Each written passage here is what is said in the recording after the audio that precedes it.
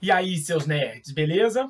Bom, estamos de volta com medievo ocidental e aí feudalismo para falar de maneira mais específica sobre cruzadas, né?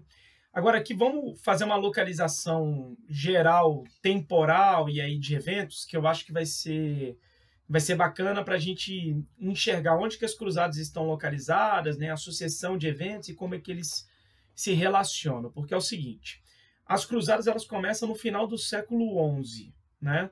E aí vão durar, pelo menos na visão clássica que a gente vai colocar aqui, ou numa visão mais criteriosa, mais tradicional, até o início do século XIII, até 1204. Daqui a pouco eu marco isso direitinho. Mas nesse cenário, né, nesse espaço temporal, né, o que a gente tem? Século XI, lembra que é o século, de acordo com a historiografia que a gente está usando, Jacques Le Goff, Jean Delumeau, Marc Bloch, né? Ou seja, essas figuras clássicas do estudo medievo francês.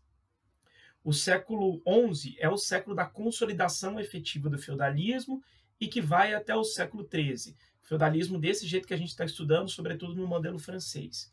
O século XI é também o século de início do renascimento urbano e que tem muito a ver com o início de crescimento demográfico por conta das melhorias tecnológicas, né, agrícola que o sistema feudal proporcionou, embora essas melhorias não fossem necessariamente desejadas pela lógica do sistema. A gente conversou sobre isso.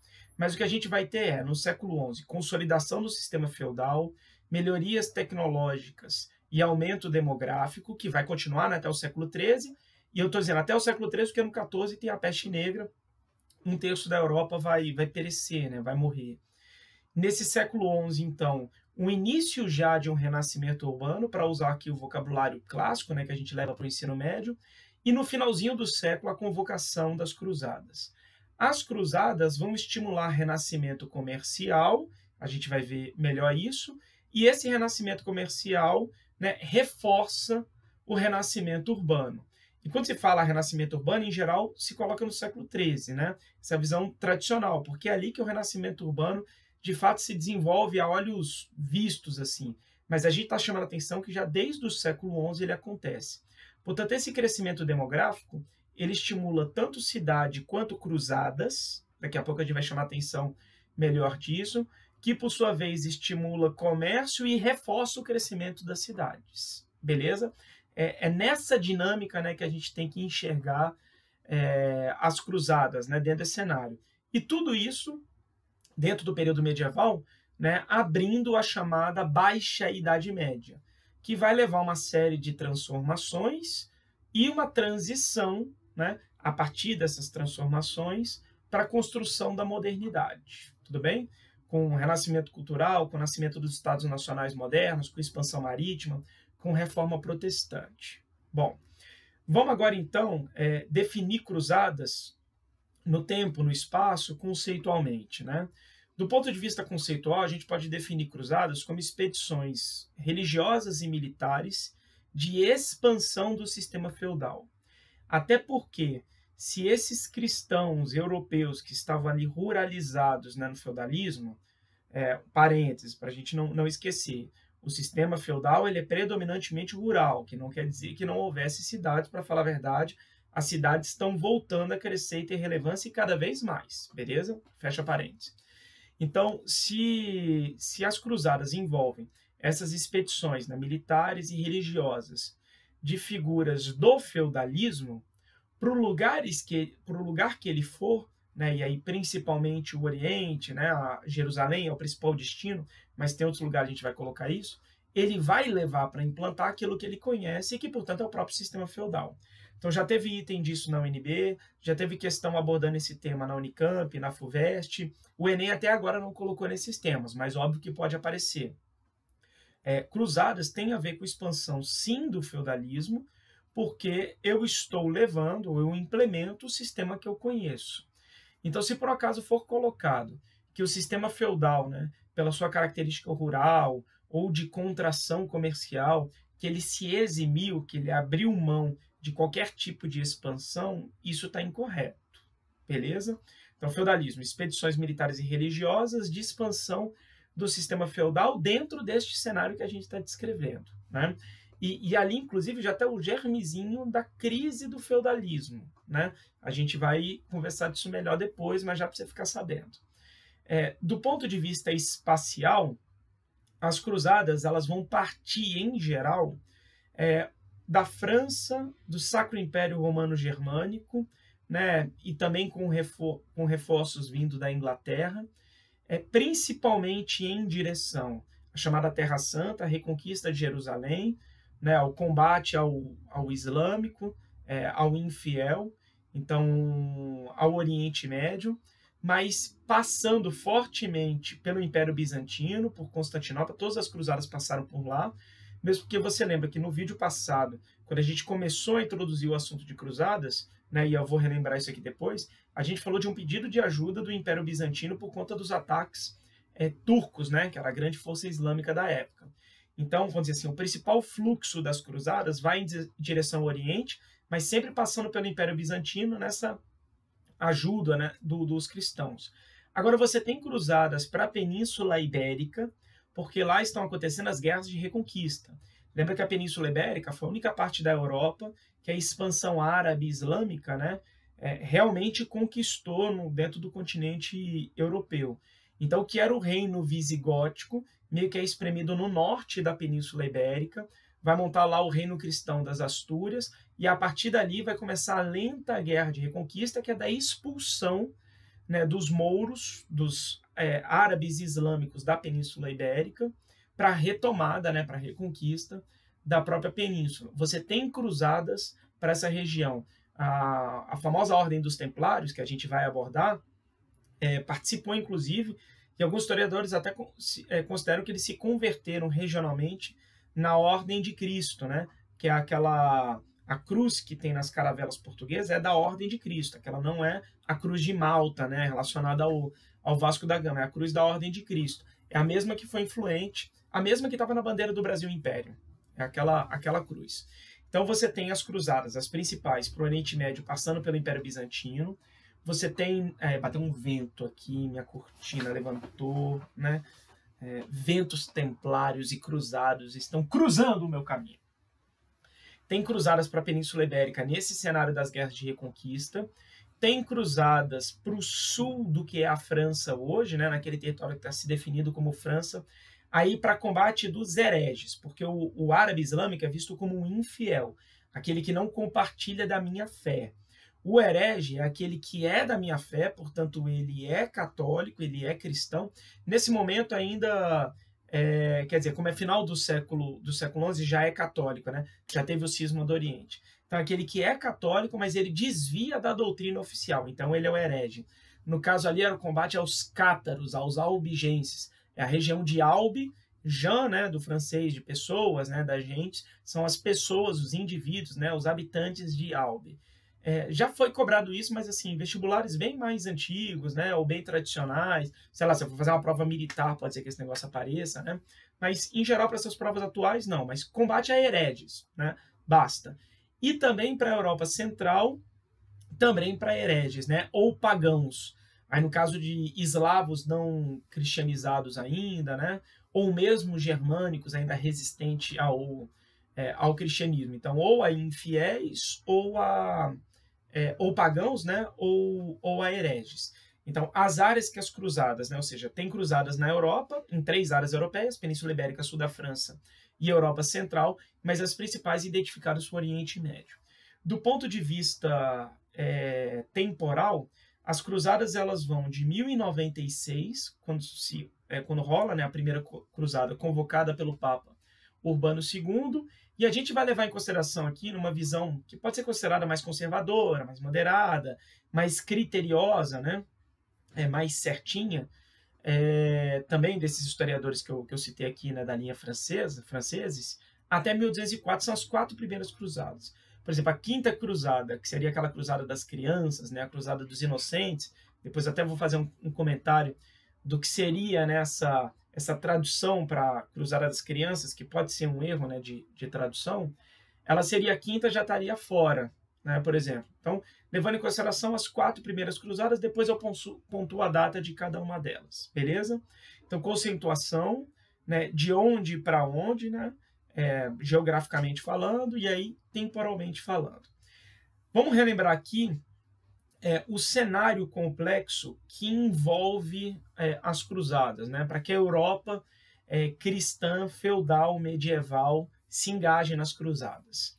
Tem aquele pedido de socorro do Império Bizantino, sendo atacado e fustigado pelo Império Turco-Otomano, e a gente pode colocar assim, que o marco, né, do início dos ataques turcos, a primeira grande derrota bizantina, e que vai levar a uma lenta decadência, fragilização, né, até a queda de Constantinopla, como os herdeiros do Império Romano chamam, como a Europa chama, ou a tomada de Constantinopla, que é o ponto de vista turco, né, em 1453, começa em 1047. E um imperador bizantino, Alexios, que chegou ao poder como se chegava nesse período já conturbado do Império Bizantino, que era através de golpes, assassinatos, exílios, né, do imperador que está sendo derrubado, ele pede ajuda, né, para a cristandade ocidental. Lembra que nesse cenário aqui já é pós-cisma do Oriente. Então, o mundo cristão ortodoxo já estava separado do mundo cristão católico, né? Igreja Católica Apostólica Romana, a Igreja Ortodoxa Grega. Então, a lógica de nos acuda aqui que a gente está sendo atacado pelos turcos islâmicos, que é a grande força islâmica em ascensão. O mundo árabe já estava bem fragmentado, né, nos seus califados, embora ali no século IX, século X, eles tivessem tido uma sobrevida, né, fosse ainda a principal força no comércio do mar Mediterrâneo, mas em termos políticos e expansionistas, né, já havia uma fragmentação e o Império Árabe já não conseguia mais se expandir, né? Já tinha ali as suas áreas determinadas. Do ponto de vista da Igreja Católica no Ocidente, lembra que a convocação das cruzadas era uma grande medida de força política, espiritual e temporal em um determinado momento que a Igreja Católica bate de frente com reis e nobrezas, justamente para ela estabelecer até onde se pode ter uma influência não eclesiástica nos assuntos da Igreja. E nesse momento, principalmente, batendo de frente com o Sacro Império Romano Germânico, né? Eu ainda vou fazer um vídeo aqui só para a formação do Sacro Império, né, da história do Sacro Império como um todo, porque alguns consideram que a sua origem, né, remonta a Carlos Magno, lá no Natal de 800, quando ele foi coroado pelo Papa Leão III, né, como imperador. Depois, com a coroação de Otto I em 962, né, Otto Saxão, aí essas divergências com a Igreja, embora houvesse o Império, o poder não era efetivamente centralizado, principalmente a partir do século XIII, a partir dos 1200. Agora, isso que se chama de Sacro Império Romano Germânico, centralizado ou não, bem fragmentado ou não, um poder mais simbólico ou não, durou até a invasão napoleônica, né, em 1808, na verdade, quando o Sacro Império Romano Germânico é derrubado e vira a Confederação do Reino de domínio napoleônico. Então, nas suas variadas configurações políticas, influência, famílias, como por exemplo os Habsburgos, né, família de origem suíça, se estabeleceram na Áustria e dominaram o Sacro Império Romano Germânico do século XIII até o seu fim, né, é um império longevo, né, que teve influência. De qualquer forma, por agora, o que a gente tem que saber, né, são esses atritos entre a Igreja Católica e nobres e reis do Sacro Império, ou então, né, do que vai dar origem à França, para qual interferência que esses reis e que esses nobres podem ter dentro da Igreja Católica. Naquela lógica de que o Papa, os bispos, eram escolhidos não só internamente, mas eram escolhidos com figuras desses reis. E no século IX, né, vai surgir um monastério, que é o monastério de Cluny, que vai propor uma reforma da Igreja Católica, porque a Igreja Católica vinha num período assim, de degeneração moral muito forte. Tem relatos de bispo, por exemplo, do século VIII para o século IX, né, dizendo que tinham cometido lá as sinonímias, né, que era a compra dos cargos eclesiásticos. O cara que virou bispo porque pagou mesmo para o Papa e para as autoridades, né, para os nobres que escolhiam os bispos, pagou em ouro, e que ele próprio pretendia resgatar um investimento dele feito, sendo que quando ele fosse nomear um padre, ele ia lá e cobrava em ouro. Se ele fosse nomear um abade, ele ia lá e cobrava em prata, né? Ou seja, que o dinheiro que foi um dia iam voltar. Então, o envolvimento de clero também, assim, promiscuidade mesmo com mulheres, filhos não assumidos, né? A corrupção dessa de venda e compra de cargos. E aí, no século IX, surge esse monastério de Cluny, super rigoroso, com uma nova proposta de reforma da igreja. Obviamente, essa reforma não gerou a fundação de novas religiões, como vai acontecer com Lutero, que também era um reformista, né? Lutero não queria sair da igreja católica. E esses reformadores de Cluny propunham uma igreja muito mais arraigada, muito mais moral, né? E essa delimitação de espaço do que são assuntos eclesiásticos que não religiosos não podem se envolver, mesmo que eles sejam cristãos, né? E um desses monges de Cluny vai virar papa, que é o Papa Gregório, que faz a reforma gregoriana, que é muito mais do que o canto gregoriano, né? É muito mais do que a reforma do calendário, tem a ver com essas imposições de limites, sendo que mesmo antes do Papa Gregório, que é o mais assintoso, é o mais acirrado dessa reforma, né, interna da igreja, em 1059 tinha tido uma bula, uma resolução, né, papal sobre a eleição dos papas e dos bispos, que seria um assunto apenas interno da igreja e não teria mais a participação desses reis e desses nobres. E essa questão, que eu conheci como questão das investiduras, né, ou seja, quem é que vai nomear os bispos, quem é que vai investir os bispos, teve o seu ápice, né, com o Henrique IV do Sacro Império Romano Germânico e o Gregório, o Papa Gregório, o embate entre eles, algo que a gente já até conversou aqui. O fato, inclusive, é que o Papa Gregório mudou até o jeito que os imperadores do Sacro Império Romano Germânico eram nomeados, porque eles tinham um ritual de nomeação, de coroação, semelhante ao ritual dos papas e dos bispos. Eles recebiam, por exemplo, a unção, né, com óleo, né, de untar, né, de passar um determinado óleo, símbolo de que você está sendo, né, abençoado por Deus, protegido, né, por Deus, ganhando uma qualidade, né, que vai efetivamente ficar com você, dada por Deus pela proteção divina. Esse óleo, né, era o mesmo óleo usado na nomeação dos papas e dos bispos. E aí o Gregório vai trocar o óleo por aquilo que era usado no batismo, numa questão simbólica de, olha, esse aqui é só para os religiosos, esse aqui é para vocês que são cristãos, mas estão fora oficialmente, né, da igreja. O fato é, esse problema das investiduras, essa tentativa da igreja impor limites e, portanto, se afirmar, né, como elemento de poder, isso só vai ser resolvido, mais ou menos, só vai ter um certo acordo em 1122 com a concordata, que significa acordo, né, de Worms. Naquela lógica de o Papa nomeia os bispos, ordena os bispos na questão espiritual, e o Sacro Império Romano Germânico ordena os bispos nas questões temporais, nas questões seculares, nas questões administrativas, mundanas.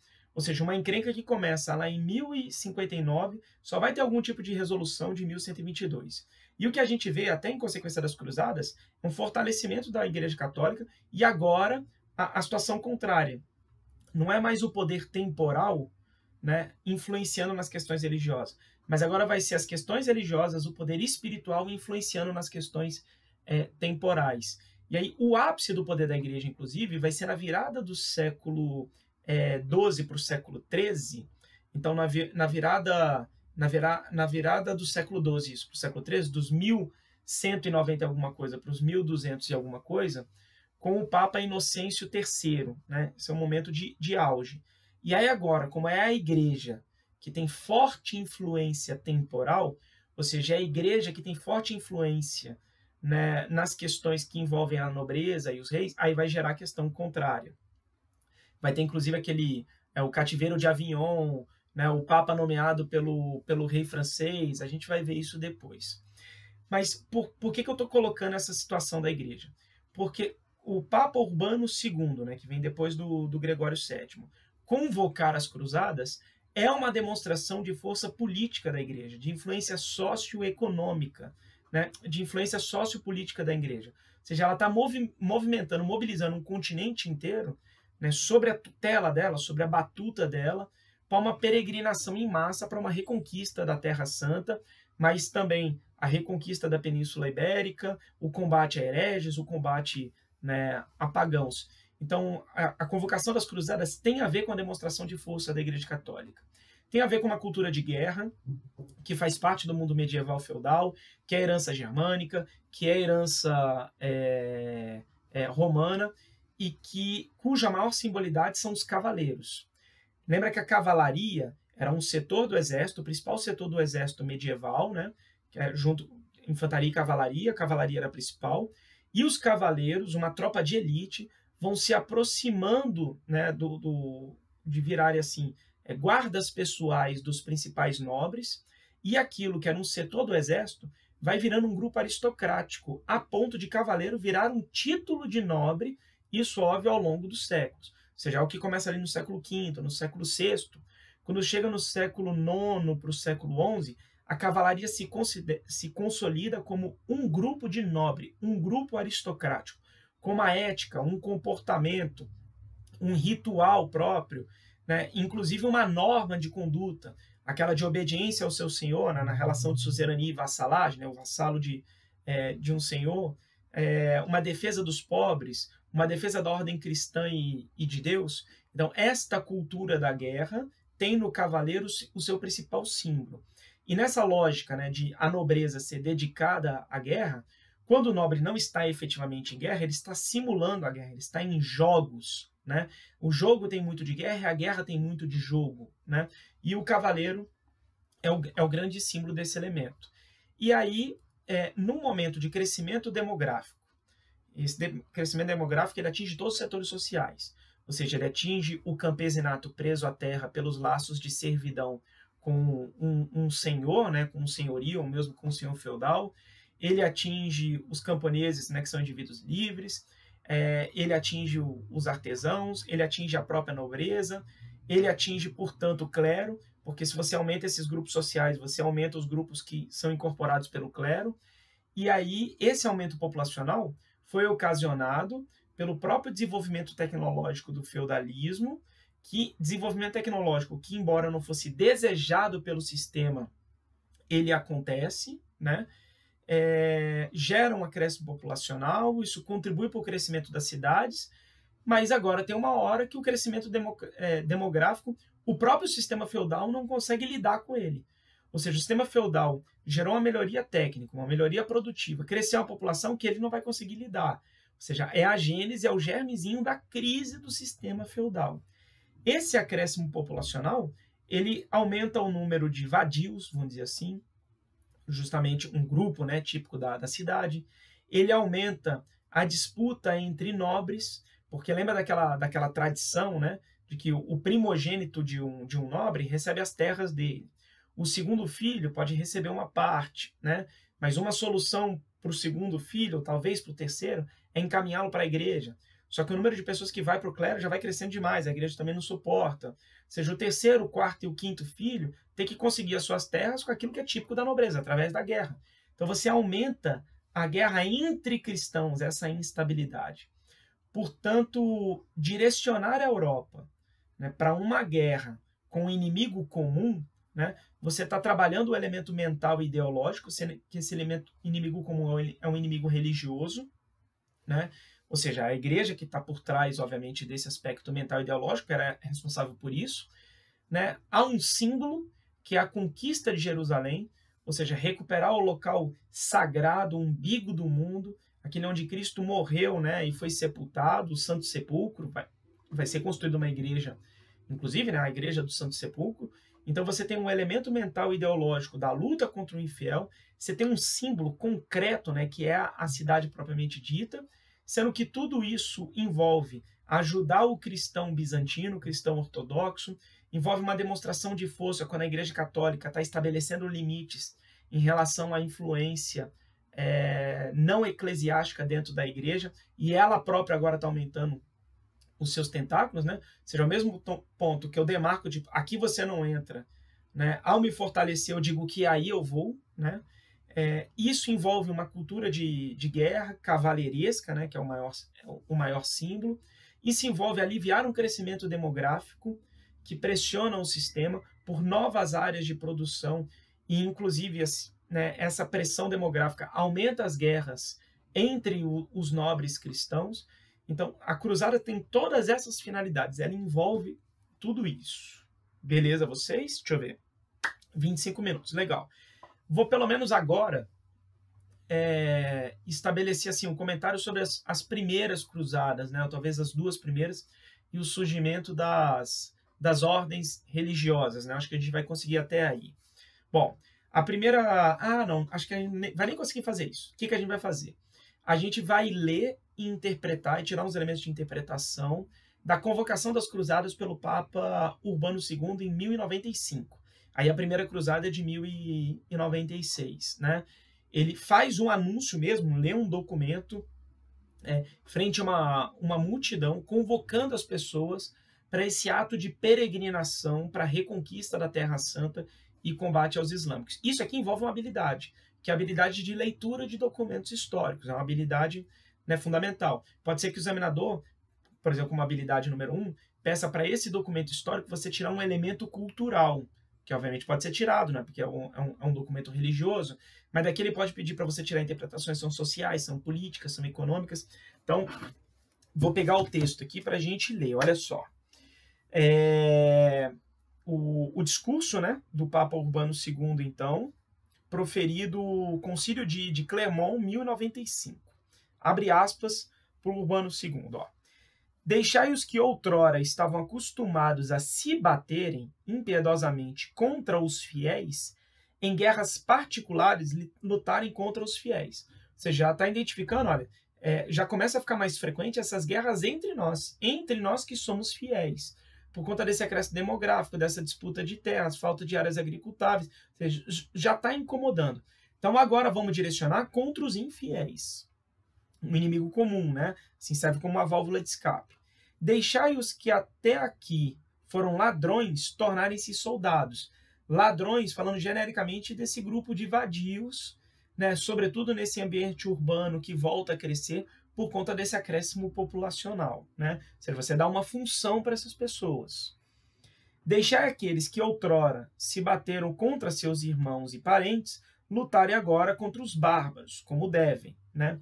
Deixai os que outrora foram mercenários, a baixos salários, receberem agora a recompensa eterna. Primeiro, essa noção de recompensa eterna, né? Já havia um discurso, e vários bispos, e até o Papa vai reforçando essa noção, de que quem morre em defesa de Cristo ganha a vida eterna, né?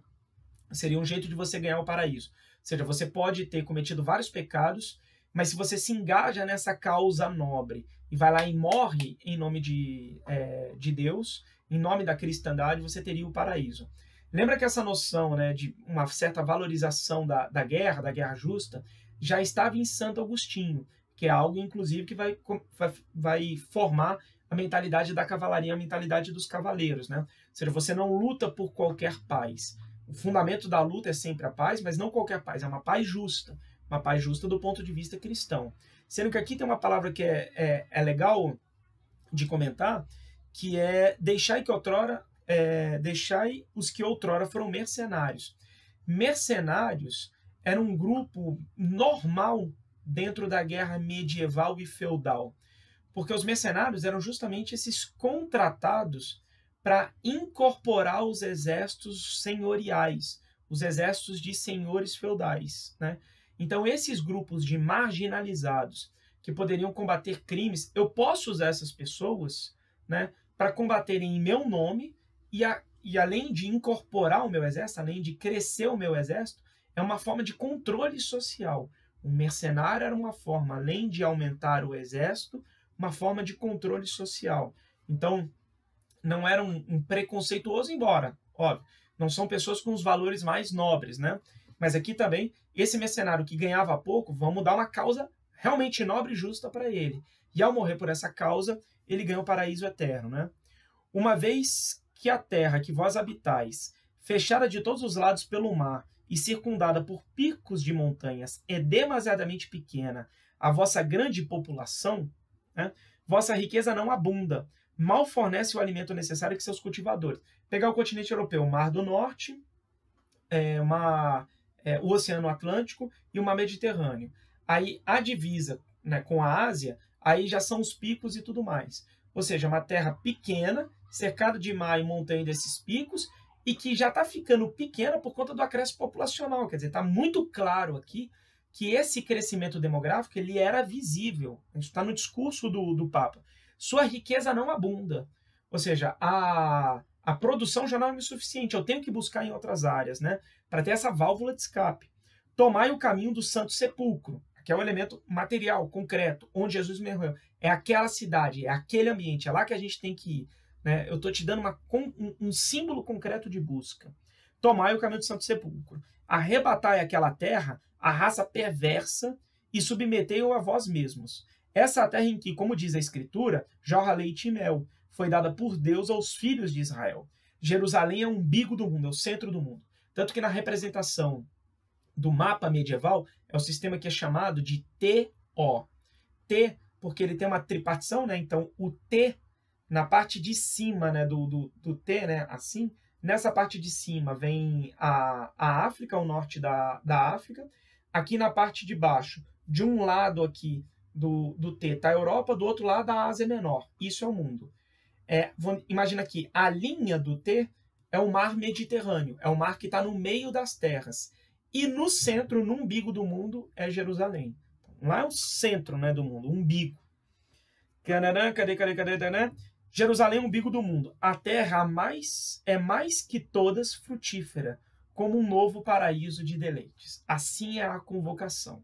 Isso é em 1095. Em 1096, alguns historiadores falam de uma cruzada dos mendigos, né, que teria sido organizada de maneira espontânea e tudo mais, antes do discurso do Papa.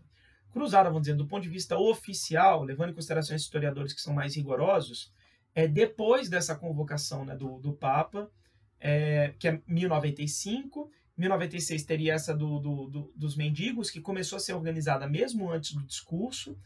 Aí, 1096, a primeira cruzada efetivamente, que vai até 1099. Né? A gente vai fazer um segundo vídeo, né, para comentar as cruzadas, o surgimento das ordens, né, o surgimento dos hospitalários, as ordens de monges guerreiros, né, hospitalários, templários e teutônicos, e para a gente ver o resultado dessas cruzadas e o que elas vão gerar, né, aquela vinculação com o renascimento comercial e com o estímulo ainda maior ao renascimento urbano que já estava acontecendo desde o século XI, o que vai adentrar a Baixa Idade Média, uma série de transformações em decorrência disso para construir a modernidade. Beleza, galera? Deixa eu ver, 32 minutos. Eu estou comprometido com a meia hora, né? Que senão vira 40, vira 50. Certo? É isso, obrigado, valeu, abraço. Tchau.